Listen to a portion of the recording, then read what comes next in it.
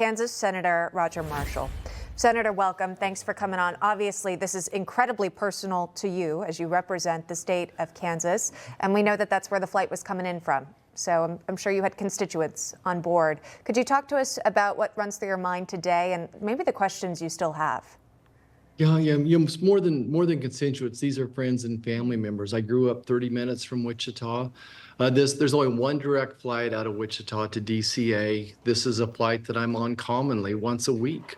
Every time I get on that flight, I probably recognize half the people and certainly know of all of them. So this is a gut punch, and just continue to lift up those family members and pray for them.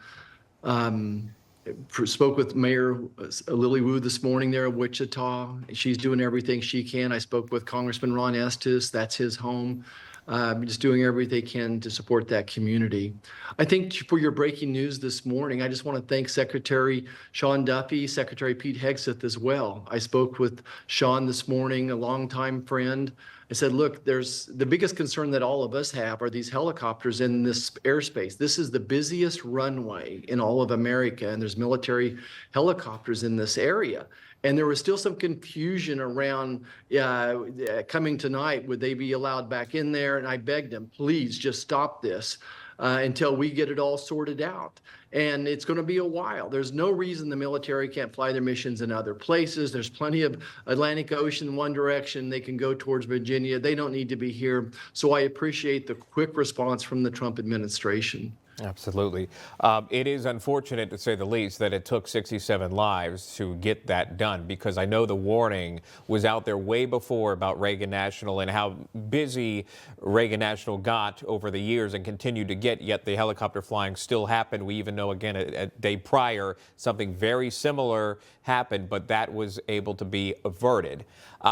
Wanted to talk about a couple of things that we do know as the NTSB makes their investigation. In terms of that Black Hawk chopper, we know that it was flying at an altitude of above 300 feet. It was not supposed to, per reporting and this preliminary report. It was not below 200 feet, and it was supposed to be. It also was off its approved route, about a half a mile. The only thing we know about the commercial airliner is that it was supposed to go to runway 1, which was the main runway, and then it was told to go to runway 33, which requires a lot of precision on the pilot's part, but yet it was still on its standard path. The only one we know that was not on its standard path was that Black Hawk chopper, at least right now. This is the information that we do have.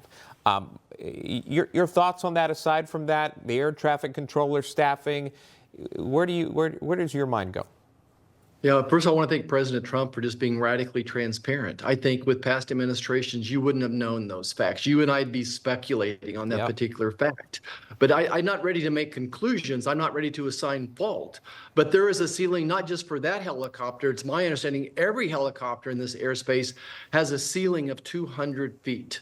So when that helicopter went above 200 feet, number one is the air traffic controller should have had bells and whistles going off saying, hey, this is a problem, Mr., Mrs., whoever's in that plane, you're too high. You need to come down.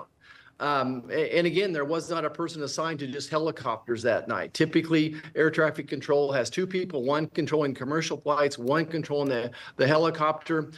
So I think that this is absolutely a fact. It's an error. It's a failure. I again appreciate President Trump's team taking accountability here, and they're going to correct it. You know, something else people aren't talking about, President Trump hired over 100 of these air traffic controllers his first week in office, and is going to hold them to the highest standards as well, and I appreciate that. But you're absolutely right. This helicopter should have never been above 200 feet.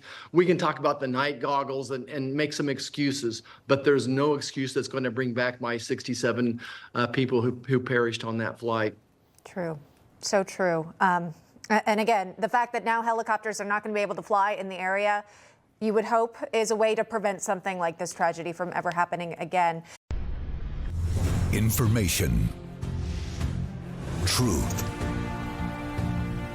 is freedom. Is Newsmax. It's real news for real people.